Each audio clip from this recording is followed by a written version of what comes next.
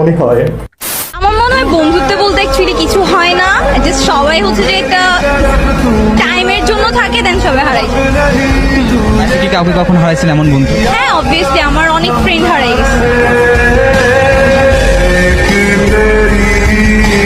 সত্যি বন্ধুত্ব বলতে কিছু হয় না, একটা সময় পর্যন্ত সবাই থাকে আবার হারিয়ে যায়, দিন শেষে আমরা সবাই একা। খেলা ভাই, এটা ক্রিকেট খেলছি, আসলে ক্রিকেট খেলছে না কোনো কিছু। प्यारी समझ गई। অন্য কিছু এখানে খেলবো না, অন্য কোথাও খেলবো, অন্য কিছু এখানে খেলবো না, অন্য কোথাও খেলবো।